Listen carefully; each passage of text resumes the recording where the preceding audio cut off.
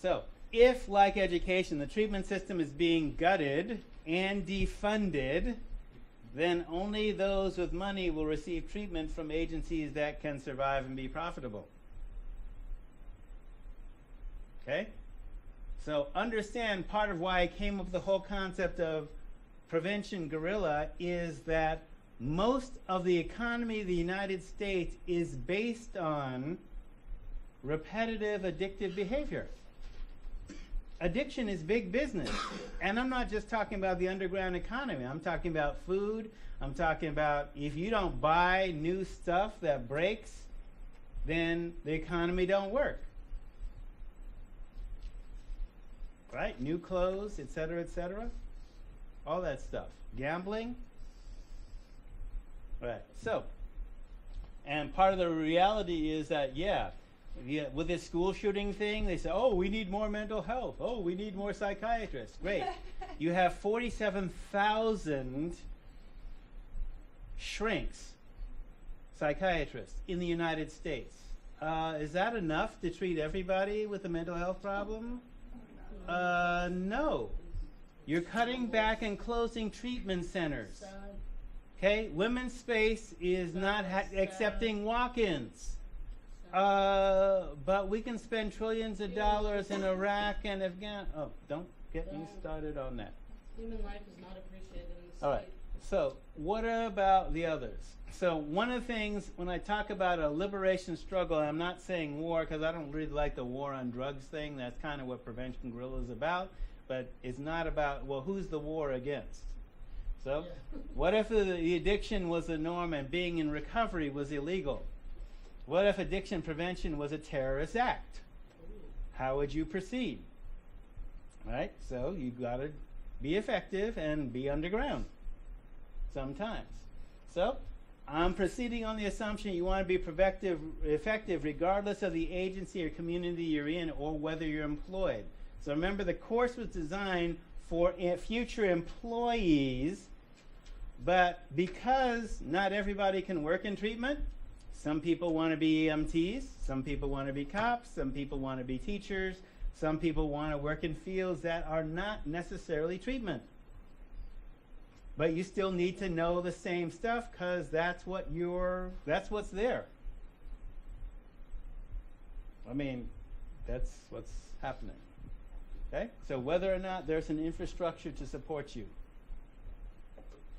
and even if there are hostile forces arrayed against you.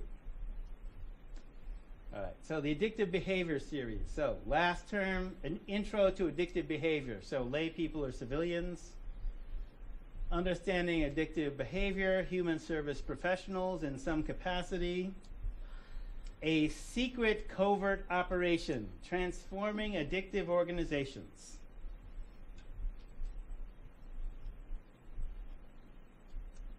And the Prevention Guerrilla Field Manual, you're already getting that. So that's my writing. Some of my writing and some of the things which will be infused in this course. So the required text, Addiction Treatment Theory and Practice by Rasmussen, any one of the following, Drug Crazy by Gray, Dark Alliance by Gary Webb, Pipe Dream Blues by Clarence Luzanne, The Underground Empire for Crime and Government's Embrace by James Mills. So I've covered most of this in the justification for the books. So, treatment settings. So, treatment or rehab has to occur within a defined and limited mindset and clinical setting, usually medical, definitely moneyed. Somebody's paying for your treatment, one way or the other. It's either you or the government, right? Educated, that means you have to have at least high school comprehension to benefit from it. Because when counselors speak and counselors speak, you best to know about the transference and countertransference. If you have issues, we better be able to quote DSM on what those issues are. Right. Uh-huh. See? You're actually not a plant, are you? Okay. So, when you look at this term, diagnostic, And I've deliberately put them into two words. So die means two. And if somebody's agnostic religiously, they don't know whether there's a God or not. They're not sure. Because Gnostic means to know. And ag, you put an egg, you don't know. So, two, don't know. Hopefully one knows. So here's my issue. My degrees are in psychology, 3/4 of a doctorate in public health, minors in anthro and psych. Son of a psychiatrist. So one of the things that I broke down with clients is they will come in and say, well, I'm depressed, that's why I'm taking boom, boom, boom, a raft of drugs. I'm bipolar, I'm blah, blah, blah, blah. Okay. What does that mean? They don't know. Two don't know, right? And if you read DSM, and I can bring that in because that was part of the original Drug 101. When you look at a psych diagnosis, it describes symptoms, but it don't tell you how you got there, and it don't tell you how what the way out is either. Notice that. And if the way out is a drug, how is Prozac going to help me? How is lithium helping me with my bipolar? What? Oh, wait, don't even get in the... You're not supposed to ask that. Well, I had high blood pressure and I thought Right. switched it all up. And Certain psych meds will throw you into adult onset diabetes. Oh, now we're creating more health okay. So, recovering. So, treatment occurs in a box. Recovering can occur outside that defined and limited mindset and clinical setting, medical, moneyed, educated, compensated, time-limited, limited in cultural scope and sequence. So recovery can happen outside of treatment. Recovery can even happen without treatment. Go ahead. People can get clean and sober without treatment. They can. Do. Hey, chick.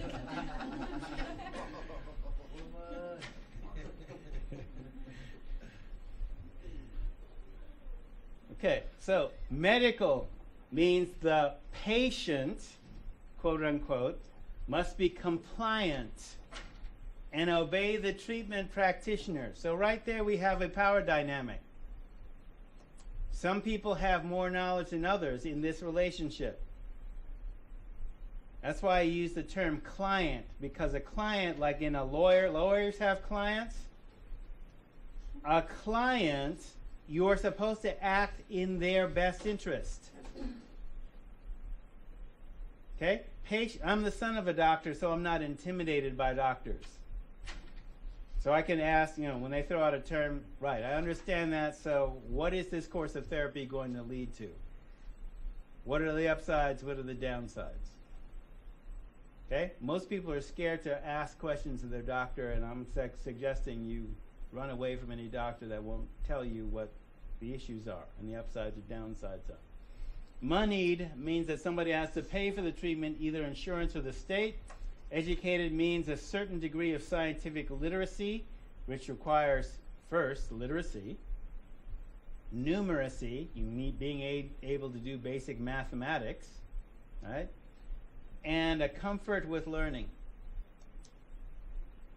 I always find it amusing for people who didn't go past math in elementary school. They can do metric to English conversions really well. That's a sign. How many grams in an ounce? They can do that.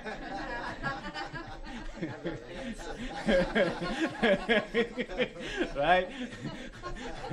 So I'm old enough to remember when we didn't have the metric system, we had to learn it like in 6th grade, and and how many, that's a test. As a drug, I'm giving you little drug counselor tricks, right? So people have to be able to do the math, right? Metric to English conversion, and back. Why does cocaine come in kilos? Why does marijuana come in pounds? Source countries. Basic. Right? But you might sell nugs in grams. 8 balls. 8s. Boom, boom. 1/8 of an ounce. Right? 3.5 grams. Yeah. I'm just pointing out the interface between what happens in the underground economy. You got to know that kind of stuff, because you will look like a greenhorn in front of somebody that is experienced, like Jimi Hendrix used to say. Are you experienced? Have you inhaled? Yes, I'm experienced, and yes, I inhaled. So what? All right. So time means everything has to occur within the framework that insurance will pay for. So for example, do you know why insurance pays for 28 days?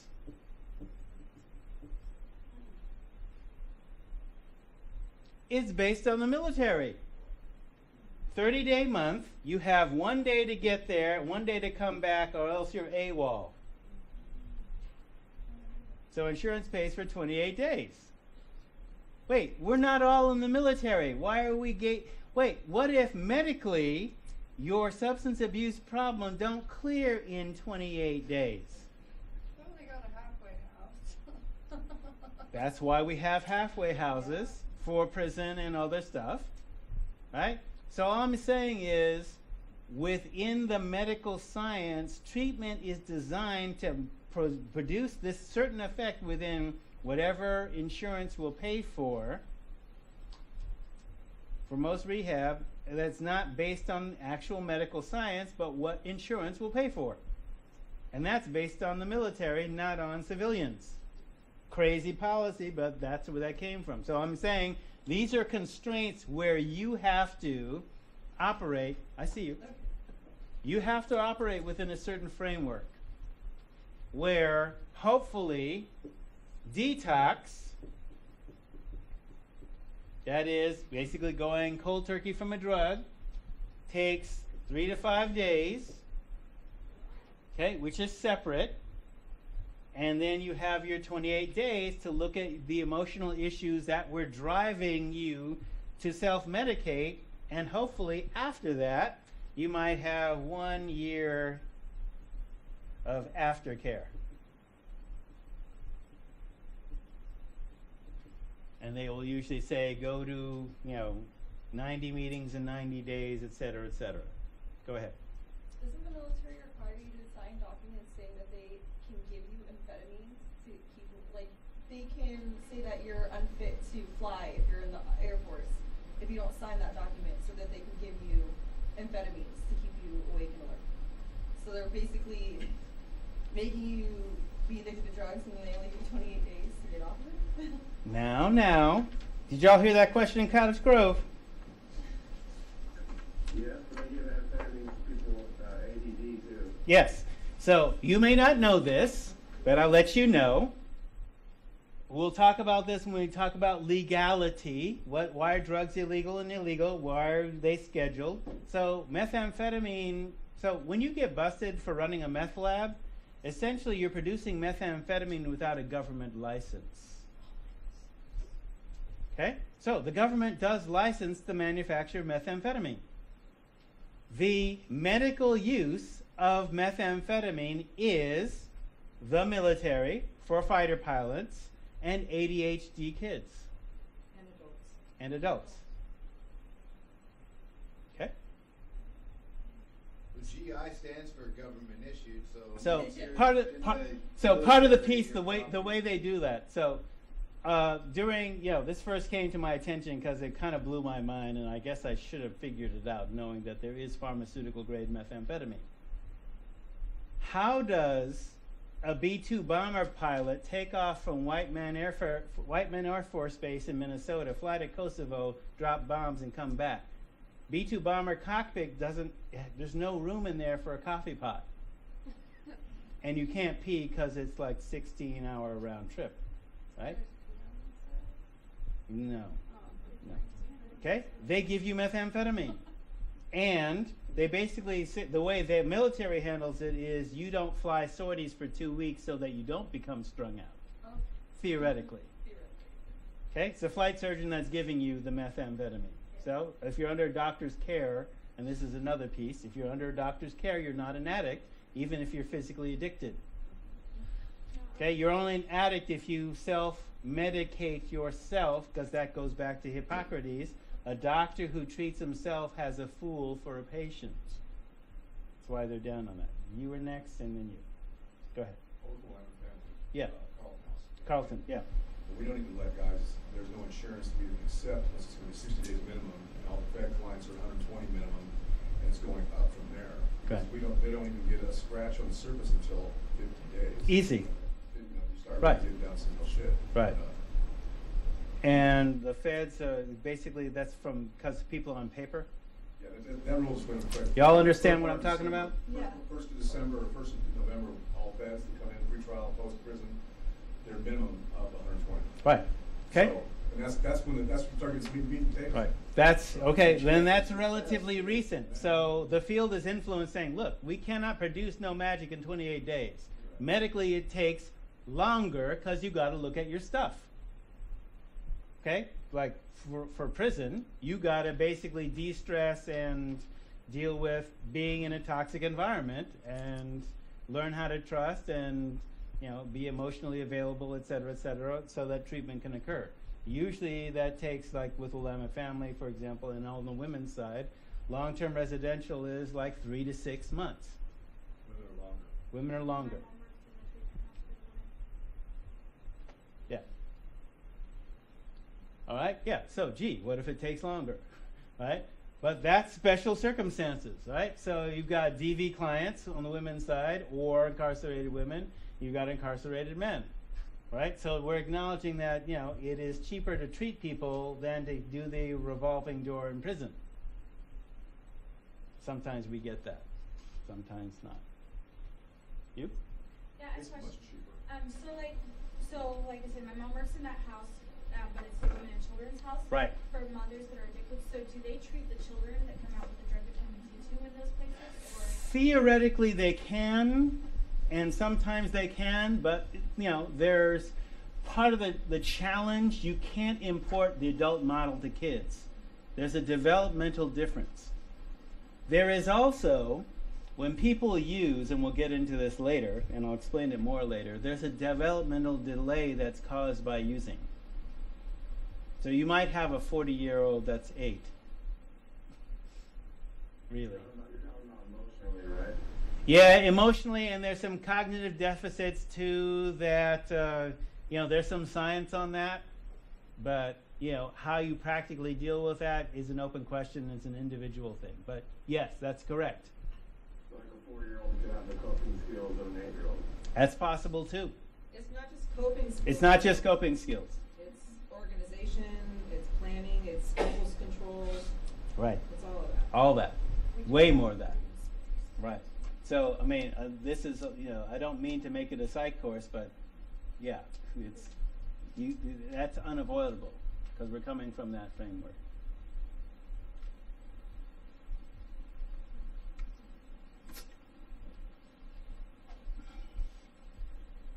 All right. Setting, money, time limited.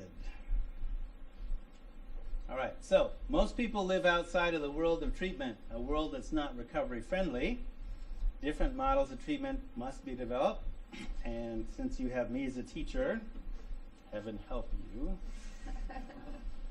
So I teach you to rely on yourself, develop a systems literacy, and become a healer in toxic environment, which may include your job in a treatment center. Has happened.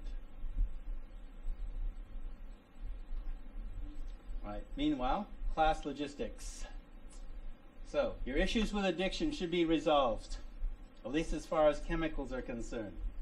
Certification board is not going to prosecute you for having a medical marijuana card, but you will face credibility issues and possible barriers to employment. Other barriers to employment could be piercings, tats, body mods, job killers, sometimes people call them, but it doesn't matter because I think the best treatment centers look at, are you effective with clients? Bottom line, who cares what you dress like? Nice sleeves. excellent suntan.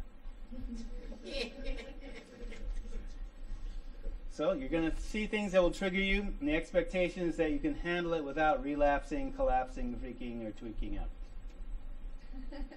Sorry, that's the expectation. Just saying. All right, so course evaluation, social recon paper. If you took the class before, this is going to be a different slice. Personal addiction inventory, biopsychosocial recon, research paper, midterms, and exams. Since we're televised, the way I do midterms and finals is that television has to be interesting, and a class about addictions has to be interesting. Try not to fall asleep. So we don't do tests in class. It's take home open book. Right? So it's also better for you to do the test on your own and not do it in groups, because you often share the wrong answers. Like there'll be an item, and I'm only going to mention this once. Okay? There'll be an item about THIQs. Certain treatment agencies still teach that as a fact. It is not. It has never been replicated. It's a trick question. Don't use it. But I still encounter people that say, oh, THIQ. Stop. No. We're doing the science, and it has to be replicated before we can say it's real.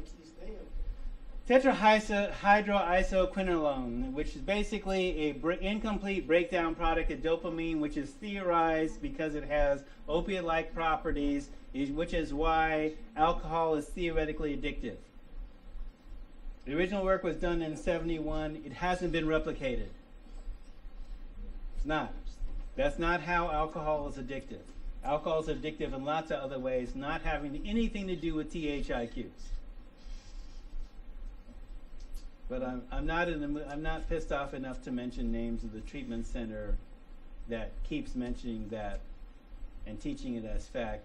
But it ain't Willamette Family.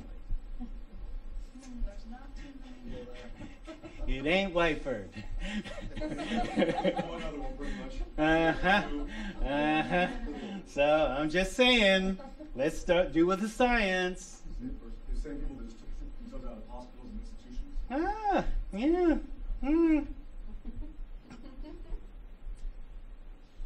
Okay, so we work in the field. So in the civilians class, there were no deadlines. There were theoretical deadlines for turning in papers, but if you didn't turn them in till, week before grading, I was cool with that.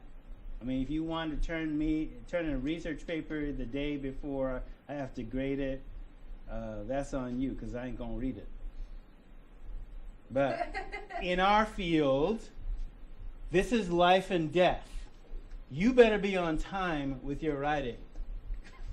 Okay? Because sometimes what's writing on a determination of a sentence, or whether somebody gets, who's on paper gets violated, you best to have that report in now, or when they want, or early. So, we work in the field where people lose their kids, go to jail, may even die, so I'm instituting a certain protocol, really in the old real world protocol, so consider this old school. If you're on time, you're late. Early is the key to success.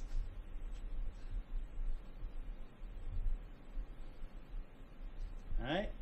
So, late papers suffer a 10-point penalty for every day late past the first week they're due. So, you have that week. Okay? So, they're usually due on the Thursday of the week. You actually have until midnight Sunday. Don't push that. Do Friday. Okay? I'm just saying. So, 3 days late, no credit. That means probably the following Wednesday. So, late tests, midterms, 10 points for every day late. 5 days late, no credit. Final is due by Thursday, March 21st at 5 o'clock. Finals received after that point suffer 10% point deficit. No final will be accepted after 5 o'clock Friday the 22nd. People like, grades are supposed to be in the following Tuesday. Like, people will be sending me stuff Monday at 5 o'clock. Look, I can have some latitude, but no. I'm training pros here, so let's not. All right? Okay, so there's exceptions for documented major stressors or illness. I'm not heartless. All right. So 7 minutes. Okay. Go behind that. So in the last class, we did Social Recon's Food Mood Diaries, How I Spent My Week, Give It Up. And your genome was designed to optimally operate without addictive substances or processes. Addictive substances and processes were offered to you as a normal part of living in America. So, Social Recon simply consists of going out in society and recording what is there with an eye to assess the public health environment. So, why is it in the environment? So, it's not that you're stupid. You've been influenced by the way you've been influenced does not make you smart in the way of avoiding addiction. So you have to become aware of the environment that influences you. I actually have some Social Recon forms that I got from the Prevention Coalition where they want people to go out and do an environmental assessment. I'm doing one. I can make those available if you want. You want as a substitute for this. But for this. For example, Social Recon makes you a public health secret agent or a prevention guerrilla. So you're operating in enemy territory. And all you're armed with is information. So, example. Alcohol and tobacco are marketed using the 4 Ps. Product, place, price, promotion. This marketing strategy produces health effects in the community. Crime, injury, disease, violence. So, for example, 1992, Clinton signs the crime bill. The FBI at that time said 50% of all crime was alcohol related. Okay? So people did stupid stuff while they're drunk, or they committed crimes to get drunk, or whatever. 50% of all crime was alcohol related. Was there any provision in that bill to reduce alcohol outlets, which is a proven public health strategy? No. Okay? In the scheduling, alcohol and tobacco were in the original bill and lobbied out. Okay? So, product, place, price, promotion.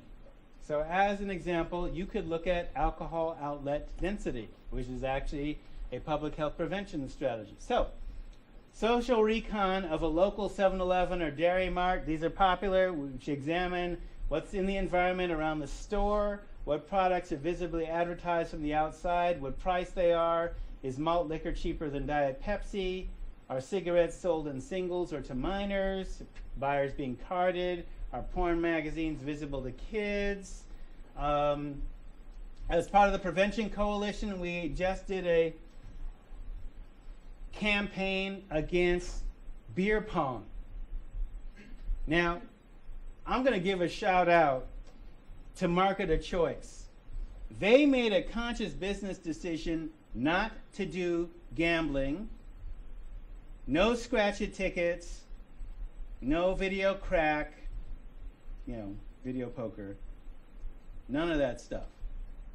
And they also never did, cups with ping pong balls, alongside, the beer things for drinking games at the university in their university stores. They didn't do that. There are other stores that do that, huh? No tobacco either, right. Okay, they made a choice to do that, huh? Yeah. Oh, well, right. Because you're in business, right? So you could look at, okay, what kind of alcohol? So I'm from a place where there were liquor stores on every other corner, right? in Oregon, they're state licensed liquor stores, so they're fewer in number, but everybody, gas stations can do beer and wine. So you might want to look at, for example, where is Night Train sold? Is Night Train sold in the South Hills or the Wit? Where is it, right? And are there promotions for it? As an example, right? We have done, people have done, and this again is personal safety, so you need to figure that out. People have interviewed homeless people. How'd you get homeless? Right? People have done that. How much do you make? Signers, canners, etc., etc. What I tried to get DEA to do when I was working for the feds is I need underground economy spot prices, kind of like the stock market. Okay, this week black tar is this much, is down from, just like the stock market. They didn't want to go for that. Would that be useful to know rather than going to clients? Because here's how that worked at Lane Community College when our first heroin epidemic. We did such a great job of scaring people away from needles, and we wouldn't have known this, of course, if you didn't have a drug counselor. We did such a great job of scaring people away from needles so that these kids, and I mean that, younger than 21, because Buckley won't take you if you're younger than 21. So these kids were getting strung out on black tar because the dealers were telling them it was opium. Opium hasn't been on the street unless you're an Asian gang member and you give it to your adult elders because they smoke it in the old country. So these folks were getting strung out on heroin. Smoking is just like shooting. No detox for them south of Portland. So I'm getting people coming in student health on the shakes 2 days into it. No treatment. Unless we ship them to Hooper in Portland. Okay, that's a major piece. No slam on Buckley, but there it is. Who would have foreseen that? Right? Because we don't do drug education. We scare them away from doing needles. Well, I don't do needles. I'm just smoking. Nobody told me that smoking heroin was like shooting. Yeah. Okay. One, copy that. All right. So we are going to, see how the 4 Ps work in a restaurant, bar, festival, frat or sorority party. Could involve answering certain questions. Go and record what you see. So that's not due till close of business week 3. And since we got 1 minute because the clock is dysfunctional and doesn't give us the actual time, maybe 20 seconds. Is all this on Moodle too? This will be on Moodle. It's in your syllabus, and at the end of it's at the end of the syllabus too. Okay, cool. You know, So they did a. we'll continue on Thursday. Go ahead, ask your question. I was just gonna say they did a down in like the Whitaker neighborhood where they stopped selling the really hard malt liquor, and they directly associated with the crime rates. The crime rates went down. Right. Yeah, that Four Locos. Right.